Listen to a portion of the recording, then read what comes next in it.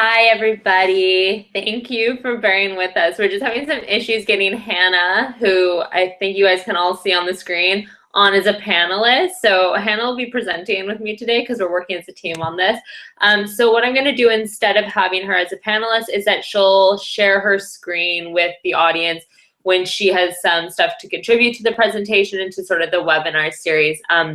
Something to keep in mind there, though, is that because of the way the webinar runs, there will be a slight delay. And so there might be a minute gap where between what she says and me transferring over in that way. So with that, we'll get started, and thank you for joining us. Okay, so I'm going to start by sort of giving you a brief outline of what we're going to cover today.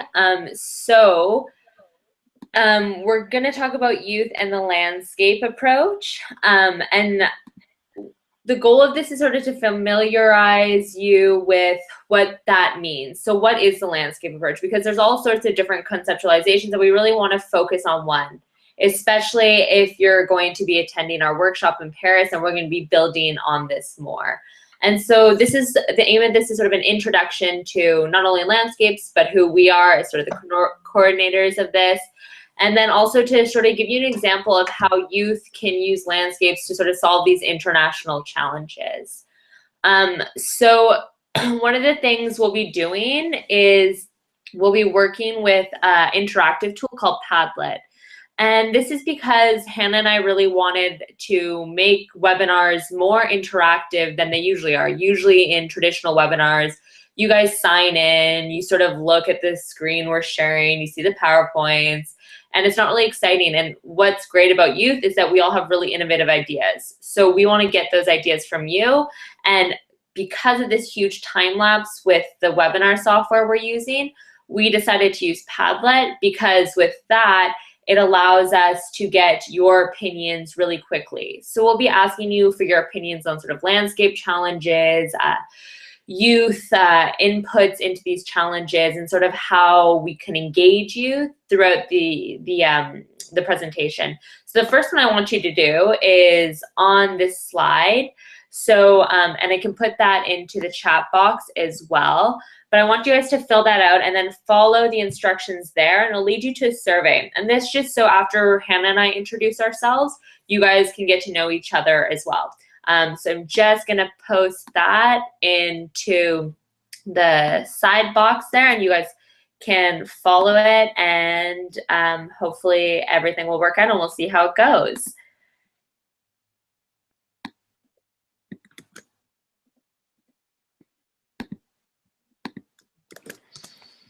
Okay, so I'm going to introduce myself a bit just so that we all know who's speaking at the other end of the voice. So that's me on the right of the first picture there. So my name's Gabrielle. I usually go by Gabby though. So currently, and you might have read in my bio, I'm working on this international research project called COMPON, and that's comparing climate change policy networks. So what this project deals with is sort of the global networks on climate change and how these networks between these different actors facilitate changes in policy. Now, I'm working on the Canadian portion of it, so there are portions in Europe and Asia as well, in multiple countries. And so basically we speak to different stakeholders and people interested in climate change or that research climate change and see how they interact with others to facilitate change. I also work with IFSA, which some of you may be familiar with, and that's the International Forestry Student Association. So I sit on the board there as a counselor, and as that I deal sort of with the statutes of the organization as well as its structure, and I oversee a couple regions as well as our international processes and forest education commissions. And so doing that, I've been doing some work with the Conference of Youth and as well as GLF. And I guess relatedly in the past, I've done a lot of teaching, which is sort of what has brought me here today and why I'm so excited, because I think that's one of the most fantastic things you can do is like be engaged in teaching and with youth and your peers. And that's so fantastic. It makes me super excited. So I guess maybe some fun stuff about me, because as much as I love my work, I'm not all about work. And especially since we're all really passionate about the environment, I think it's great to share sort of what makes me passionate about the environment. So I do a lot of rock climbing. So that's a photo of me in the Pacific Northwest there. And then I do scuba diving. And that's actually in Thailand, which the coral reefs were not as bad as I first thought. So I guess why I love those two sports, and it's just really about, for me, getting outside and appreciating your environment. And for me, that's what makes me really, I guess, excited about the landscape approach. It's sort of seeing the landscape and this connectivity between different environments and people that use their environments and for all these different purposes. So with that little introduction, I'm going to pass it over to Hannah, and she will hopefully be able to present a bit about herself. Great. Yeah, thank you, everybody. I hope you can all hear me right now. My name is Hannah Smith, and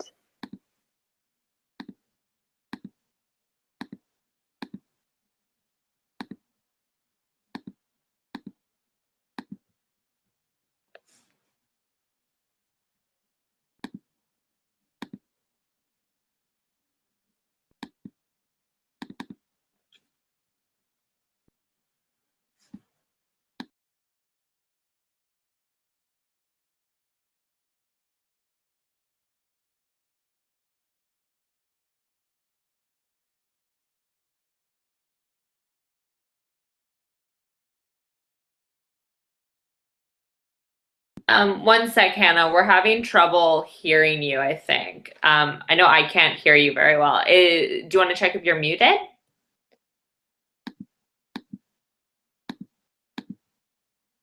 Okay, sorry. One sec. We're gonna try that again. Can you give it a shot? yeah, can everyone hear me now? No, I don't think so. Okay. Sorry, you guys. Give us 1 second.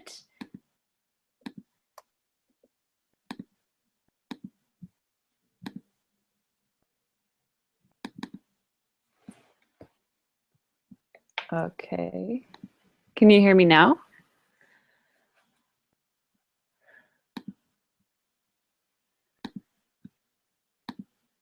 Oh, good. Great. I'm glad to hear it.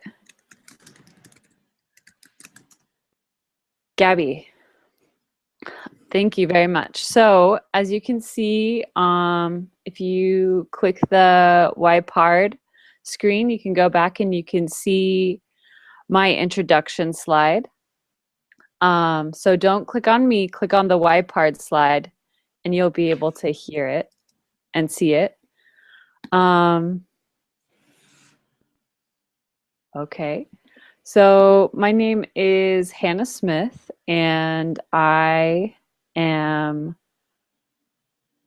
from the United States of America. I'm currently a PhD student in natural resources in my province here. And I really am interested in youth's participation in climate change conversations and how we talk about values.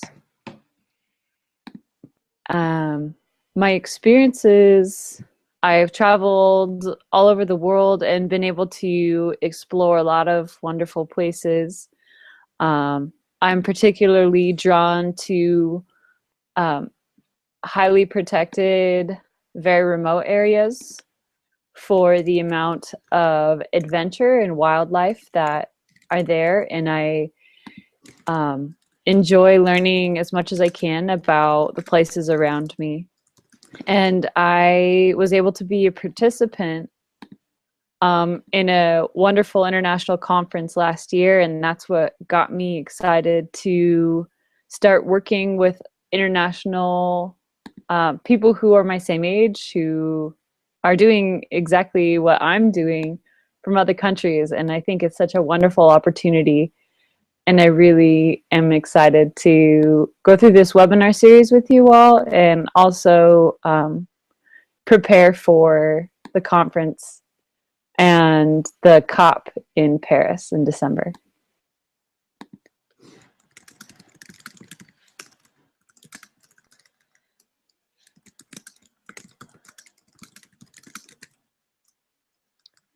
And so, I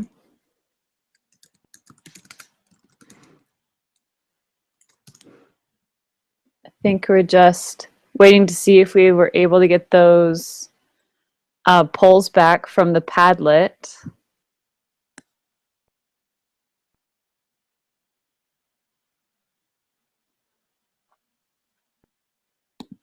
Okay.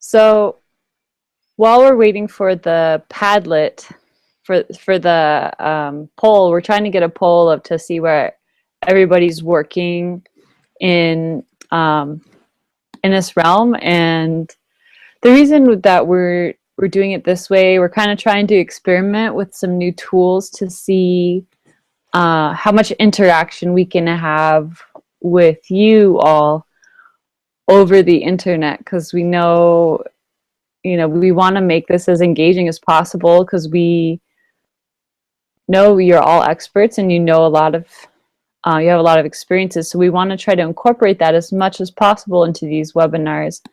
And so it's exciting to be able to participate with you. And thank you for being willing to experiment and use these different tools with us as we try to figure out new ways to interact and to get information.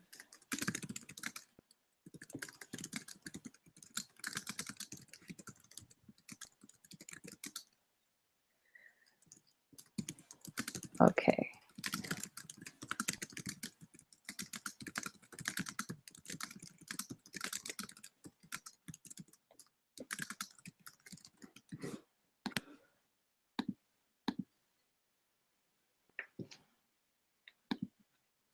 Okay. Gabby, I'm hoping that we have that poll generated.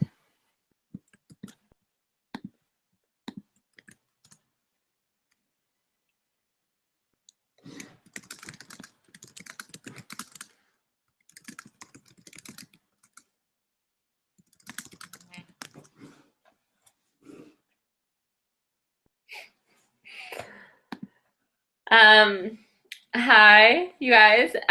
Thanks, Hannah. So I'm just going to go over to a poll we did based on, I guess, your guys' composition of who is from where. So some of you are still filling out the Padlet, which sort of led to this. So this is just the poll I have right now. So I'm going to share this with you guys.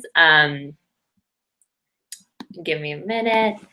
So essentially, it looks like we have a lot of people from agriculture and from forestry. Here you guys go. Ah. Let me know if you can see it. Oh, one sec.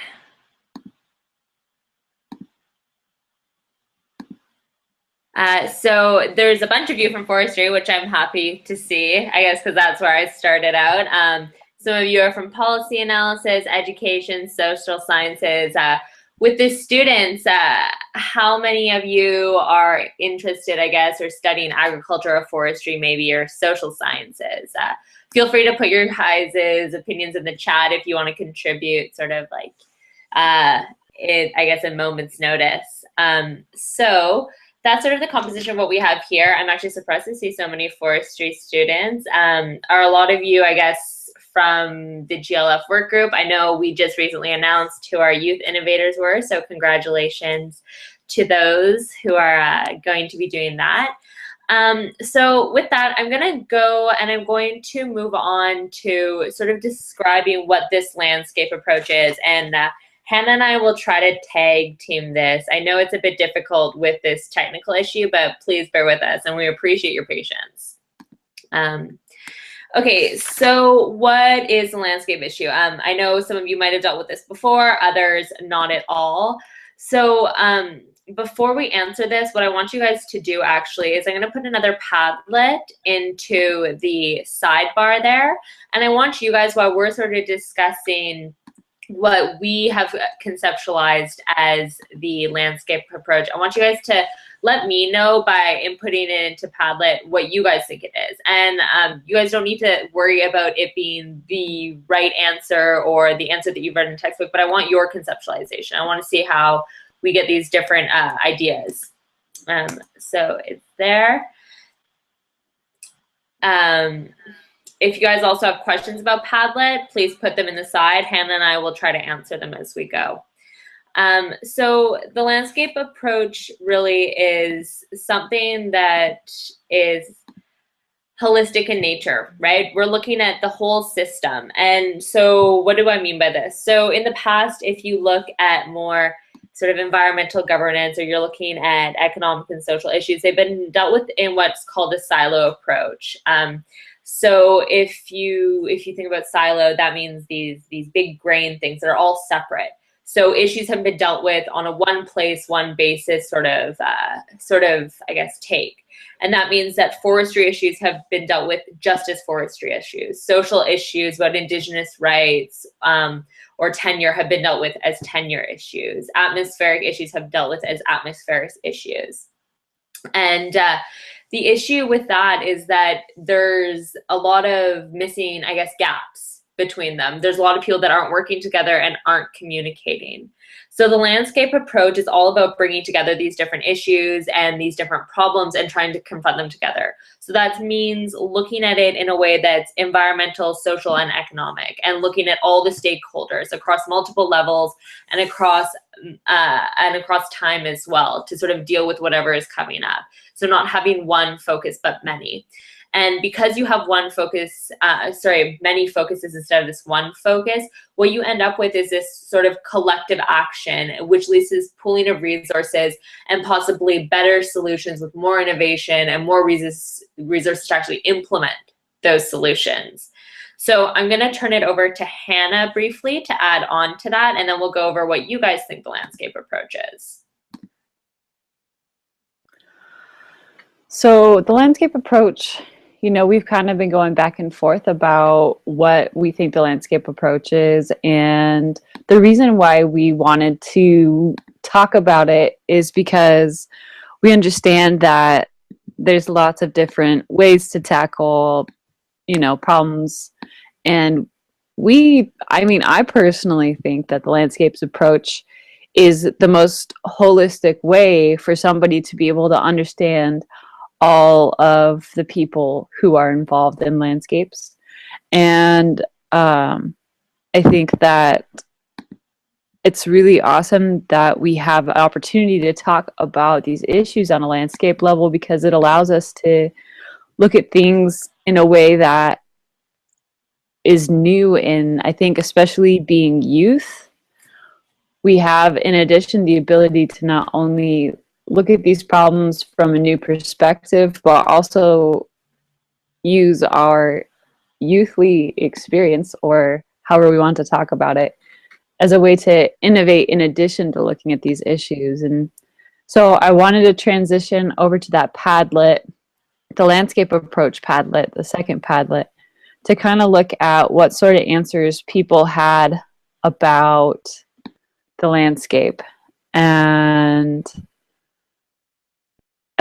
what I'm seeing is a lot of connection and integration. How the connection, Jesse wrote the connection of our major sectors and industries, forests, and understanding the influences between these connections, and also to illuminate the needs. So not only is a landscape approach a way to understand these connections, but also possibly to identify the needs. Again, seeing a lot of integration. It looks like the words integration and connection are a trend here. And Paulo from the Philippines said that it's a harmonization of multiple governance sectors.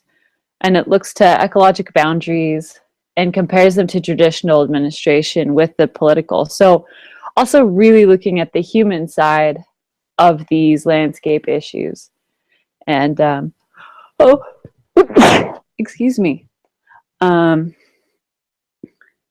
and so, yeah, it kind of looks like we're in agreement that the landscapes approach is really a lens for us to understand what's going on in a more of a connection way, to understand the relationships, to understand the gaps, to understand the needs, and to do that through a specific lens.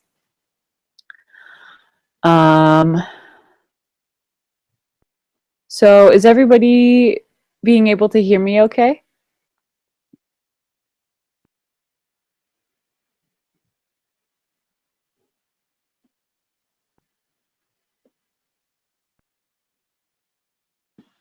Okay, Hannah, are you all good? Well, I was just wondering if everyone can hear me, just to make sure that we're okay. Yes, okay. Great. Okay, it's good to hear that everyone except me is hearing Hannah. um, so I hope that Hannah went through, I suppose, the landscape approach really well. Have you gone on to the Sustainable Development Goals? Not yet. Okay. All right. So we're going to move on now to going over the SDGs. So some of you might be familiar with those. Those are the Sustainable Development Goals, and we'll be going into the ones for the post-2015 context. And so Hannah is going to discuss these in the context of sort of youth, I guess, in this landscape approach, dealing with or working towards accomplishing these SDGs in the post-2015 agenda. So I'm going to share my screen of sort of a list of the SDGs, which you guys can click on by clicking on the screen down there. And then you guys will be able to hear Hannah, and she'll sort of talk about those. And then we'll be giving you sort of examples of youth actually engaging at different levels across the world in this landscape approach in dealing with sustainable development goals. Okay, Hannah, I'm going to pass it over to you. Okay, thanks.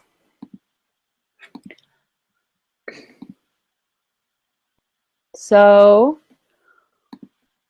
the reason why we're talking about the Sustainable Development Goals here, I mean, this is just one example of the landscape approach. And we chose these to talk about and to kind of inspire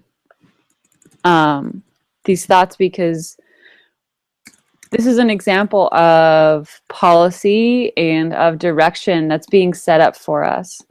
And as young professionals, you know, we have probably a lot of time for our careers, 20, 30 years.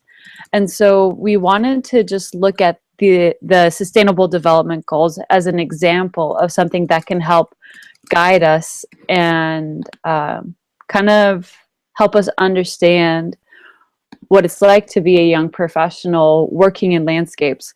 So while we're walking through the Sustainable Development Goals, I wanted to, we have one more Padlet, and I'm just looking for that link right now.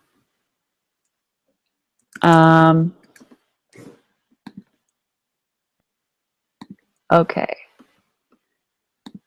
So this is the last Padlet that we have, and we want you to be thinking about, in this Padlet, kind of your experiences as a young professional and the challenges that are specifically specifically involved in working in landscapes as a young professional. So this is the third tablet.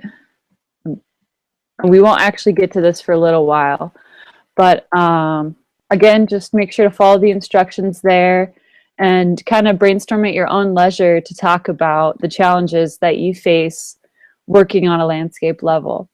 So, so if we're looking at the Sustainable Development Goals, we have a few of them what we really want to focus on that we think are particularly applicable to us in our situation. Of course, the climate action is a really important one for this year, especially because we will be talking about the post-2015 agenda and how we're actually going to meet the challenges faced to us by climate change. Another one that we had is actually the fourth one, but it's for quality education, and it's to be able to give education to every single person on the planet. And we think that that's also a really important goal. And yeah, so we just wanted to introduce the Sustainable Development Goals as an idea and as one way, one example that we can look at landscapes and look at our role as young professionals, because that's really what we're trying to talk about here, and that's why we have this third Padlet, because we want to talk about what is it specifically. Oh, a little loud.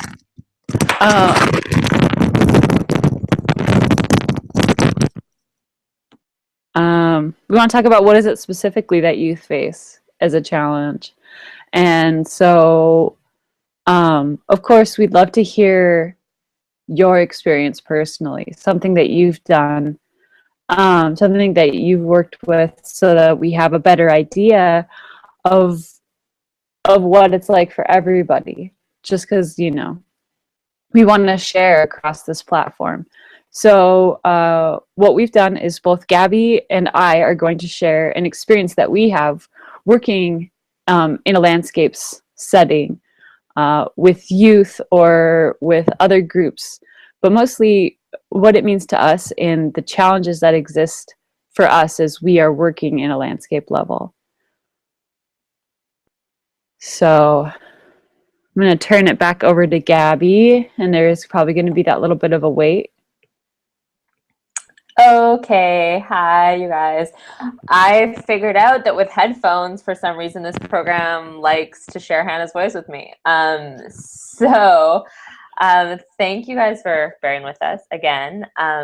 So I'm going to talk about sort of experiences with this, the landscape sort of challenges and levels, accomplishing the Sustainable Development Goals with my experiences with IFSA. So as I said, I'm a part of the International Forestry Student Association, and this sort of started as an association to deal, or I guess to provide opportunities for students in forestry. And now we have a sort of much broader statement in that we just look to, I guess, form networks, provide opportunities for students, and then also our associate members all across the globe, but not just in forestry, right? So we're involved in many more things than we originally were before.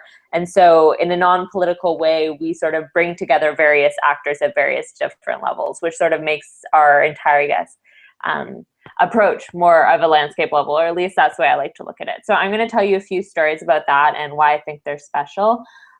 So these stories are at the local level, at the international level. They're about stakeholders interacting between levels and sort of sharing their knowledge across these different I guess, scopes in order to accomplish these SDGs.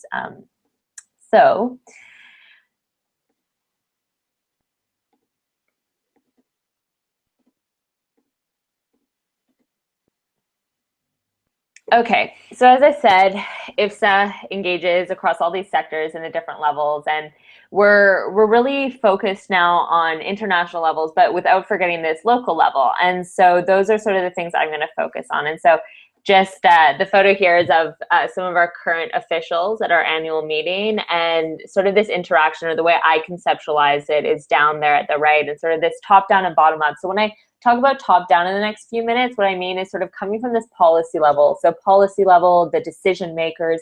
And when I say bottom up, I mean the people on the ground. So the people that are either working in the forest, working with marine resources, working in communities, or educating people.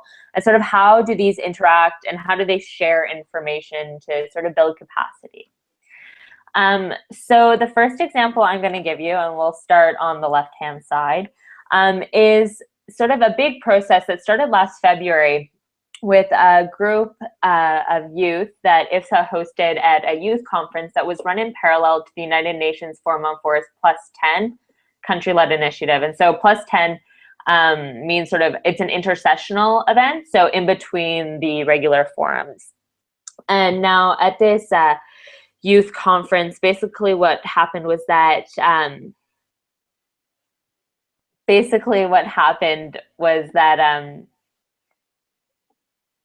so I'm just, can you guys all see my screen now?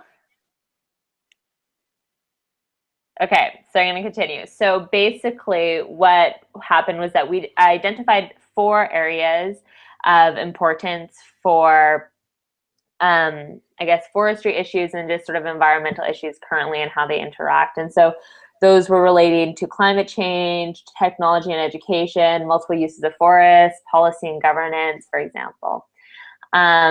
So what we did was that we gave these youth a policy crash course, so sort of looking at the sustainable development goal of lifelong education opportunities, because some of these youth were finishing school, were out of school, had graduated, and there are youth from all over the world as well, so not just opportunities for some people. And so essentially after this policy crash course, we took criteria, and after establishing where these gaps were in sort of these different thematic areas, we sought to sort of find solutions that could be presented. And so within this analysis, the youth brainstormed over a week and came up with a policy alternative, or a proposal essentially, for each of these themes. And now basically after that, they presented this to the country member states. And then after people went back to the respective countries, these policy alternatives were actually refined and evaluated by a group of people that have been involved in the conference. And they were actually presented at the United Nations Forum on Forest 11th session in New York this May. And they were presented as the major group children's and youth official position there. And so for me, this is a landscape approach for several reasons. So we're going across sectors here, right? You have youth interacting with policymakers who usually stay in their office, and the youth from all across the world are sort of the people that are on the ground. And what's great is that they're taking their experiences on the ground and what they see with different environmental issues and sort of putting that into the policy to make it more concrete and more real. It also sort of relates to these sustainable development goals, like I said, in the cases of education, but also in the sense of the SDGs 16 and 17, which relate to sort of these building strong institutions as well as partnerships for these goals. So the second example I'm going to give you is sort of more at the local level of youth sort of engaging in this landscape approach for SDGs. And so this specific example is going to deal with sort of the SDGs around climate action and sustainable communities, as well as good health relating to biodiversity and terrestrial ecosystems. So the middle photo there is of IFSA members in a mangrove forest. And so it's a research forest, but it's also a practical forest. And this is in the Philippines this summer. And so essentially here, the IFSA members that were there were educated about sort of the benefits, environmental, social, and economic of mangrove forests. So that relate to community stability as well as stability for the environment in terms of protecting the coastline from increasing hurricanes during climate season. And so for me, this is a landscape approach because you have youth from around the world engaging at a local level with community members to understand how their work there on mangroves is enhancing their social benefits, their economic benefits, and sort of enhancing their livelihoods through this. These youth then take these learning lessons back up to top-down approaches that they engage in, like the one I just mentioned. And now, the final thing I want to share with you about sort of this youth and landscape is sort of just the partnerships that IFSA has. And this relates specifically to building partnerships to conduct or to to achieve the sustainable development goals. And I think this is actually one of the most important ones. And sort of what we're doing here, we're building partnerships, we're building networks between all of us. And through that and through sort of this intersectoral communication, this is how people pool their resources to solve sort of the global challenges we're facing now. And I think that's the beautiful thing about the landscape approach. So IFSA has many partners. This is just a photo of IFSA event with First Nations in Canada. And so this is just sort of one of the partnerships that you can have and one of the learning experiences they can have. But we have partners also at the international level with people like IUFRO and UNEP and the FAO. But then each IFSA local committee develops its own partnerships on the ground, either with industry, either with educational institutes, NGOs, or other youth groups. And when I look back at this Padlet of what you guys said, and there's so many great ideas, one of the really cool things is when you sort of look at what Armand said, and he said the landscape approach is a framework to address issues in different sectors and look at the system as a whole and avoid spillovers to other sectors. And then Dewey sort of complements this with this thing about this integrated solution in different sectors, but he specifies, so like agriculture, forestry, and mining, and with these different stakeholders. And for me, these type of partnerships that we can build as youth through things like IFSA or your own partnerships and these events like GLF and the Youth and Landscape Initiative are really important to this landscape approach, as well as conducting sort of, I guess, steps to achieving the Sustainable Development Goals. So with that, I'm going to pass over to Hannah for an example, and she's going to sort of present to you about her experiences. Great, thank you. So thanks for putting that up. So what I'm going to present on is a little bit different. It's a project that I worked on this summer in the United States, and it was in a wilderness area, which is one of the highest protected areas in the United States, on a coast. And I was leading a group. Well, I led 3 different groups of teenage volunteers, so between the age of 15 and 18. And our project was to work between an NGO, 2 different federal agencies, and communities to clean up marine debris that had washed up on the beach. And this marine debris poses a specific threat to the environment because it breaks down and eventually gets into the ecosystem and bioaccumulates to the point where the birds can't, survive anymore. But also because of its remoteness, the only way to get it out of the wilderness area is to hike it out, to carry it out on your backpack. And so that's what I did, working with a bunch of youth even younger than ourselves. And if we can go to the next slide. And so this was a really great experience. As I said, it was a collaborative project between an NGO that I worked for called Student Conservation Association in the United States. And this NGO, their whole mission is to inspire the next generation of conservation leaders. And they do that through creating and introducing young people to the idea of conservation and the idea of wilderness, why it's important to build trails for tourism, why is it important to clean up trash, why is it important to engage with a community. And it puts these students and these people into experiences where every single day they're waking up and they're facing a landscape. They're getting their water from the stream.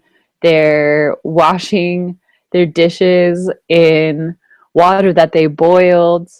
They're sleeping outside, and so it's a very engaging way to teach about landscapes. And it allows for another idea, which is service learning, that by through service to the land, through service to the protected area, you actually learn more about the protected area. And we're able to talk about, why are we picking up garbage? Why are we carrying out trash? Why are we collecting this certain one piece of garbage and collecting data? And so we're able to also educate about research and about how data collection and citizen science can influence research, which can influence community members to put pressure on corporations to change practices. And so it's a way to really educate on the physical landscape level, but also to be able to show the scope and to be able to show why is it important that we're doing this one thing for conservation. And it's an education that's focus is to really build the next generation of conservation leaders, because that's where a lot of the hope lies. And in addition to the NGO, we worked with various federal agencies. We worked with the National Weather Association, and we worked with National Park System. And the collaboration between all these partners allowed for a lot of learning on my end to be really able to see what a collaborative, integrated approach to a conservation solution looks like on the ground, especially when you're trying to work with teenagers. Being on the ground provides a little bit of an extra challenge. So yeah, that's how I spent my summer, and it was a great way to really immerse myself in landscapes and in landscape level solutions.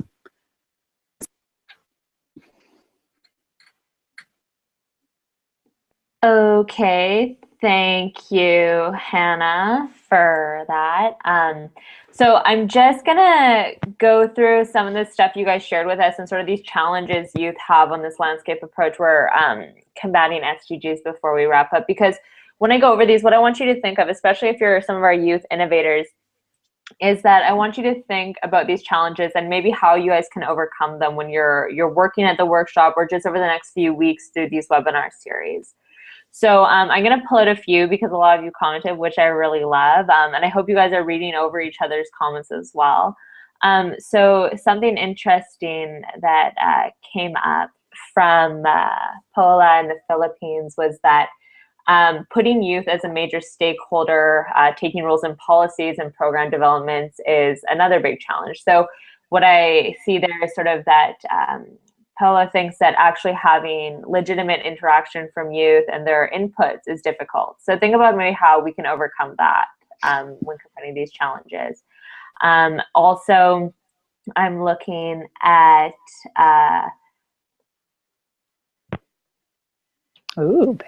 two.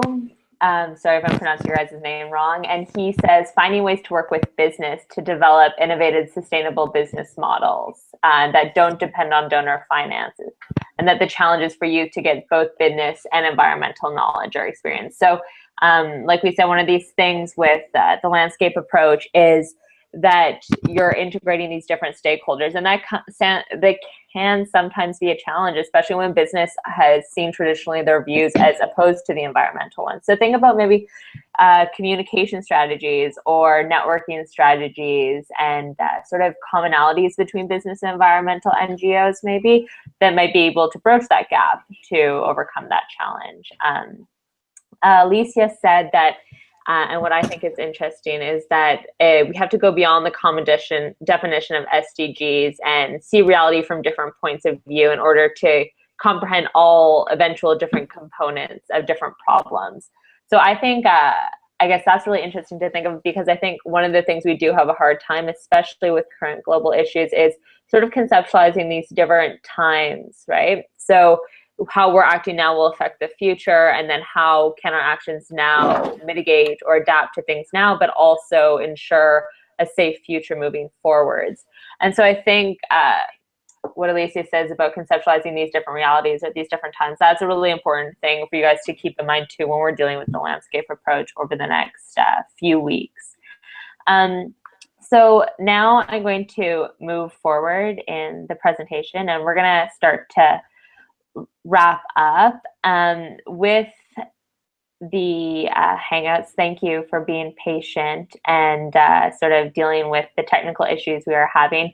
Webinars on Air, which is the Google Hangout we've been using, has been having some difficulties apparently with panelists. So we'll try to get that fixed before our next one. So essentially what we're going to do from here is that we'll sort of look at your responses some more, and we'll conceptualize them into the sort of idea we gave you of the landscape approach and sort of what challenges we face. And we'll try to build off of those to really make the next webinar series and then workshops really tailored to what you guys see as sort of global issues. So with that, I would ask a few things of you.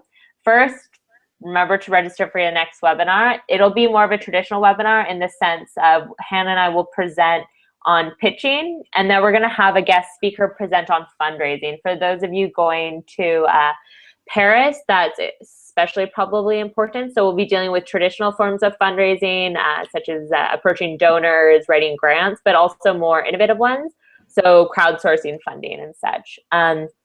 And we really want to know what you thought of sort of the interactive approach. So like I said at the start, this is quite different from what we usually do as traditional webinars, which tend to be slides on the screen. And Hannah and I have been really trying to, both in our webinar design and what we're doing for our workshop, to design something that's more interactive, that doesn't make you just this passive audience, but really makes you be able to contribute to the learning outcomes in the end. So if you could just let us know what you thought of that. There's a poll that you can answer on the right-hand side. If you have anything you want to contribute more, for example, so if you really liked it or maybe you didn't or you want suggestions, our emails are there on the bottom.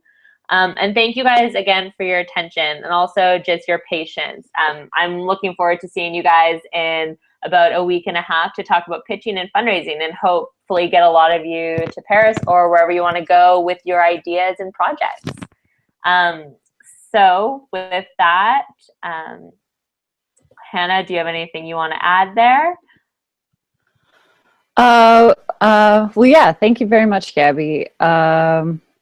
It was a lot of fun. I was really excited to do this. Actually, I've been like thinking about it all week, and I'm glad it worked out. And I'm glad that most folks like the Padlet and like that way of interacting. Novia asked if I could talk a little bit more about service learning, and I'll probably just post some links in the chat bar here for you to follow. But basically, the basic idea of service learning is that when you donate your time and your effort into something, you're able to learn a lot quicker about it, because you are putting something else before yourself. So I'll make sure to include some links there if you are more interested in service learning. And yeah, I just wanted to reiterate what Gabby said, and thank you for your participation and your patience. And hopefully everybody will sign up for that fundraising webinar, and also pitching, which, you know, is exciting. And that's basically how to get your idea across. And Michael is asking if the presentation will be available to us after the webinar. And so Michael, for your information, basically once this webinar is done, it becomes a YouTube video that gets automatically placed onto YPARD, so that's YPARD, their YouTube channel. So you can go and watch us chat about the same type of thing. If you want the chat bar, I don't think that will actually be available in the video. It'll just be the audio and the visual. So I guess with that, we'll leave you. Thank you for interacting with us, you guys. If there's a way you want Hannah and I to sort of save these sort of Padlets and sort of generate key points that you guys came up with, let us know. And I guess we look forward to seeing you next week. Bye for now. Bye. Thanks, everybody.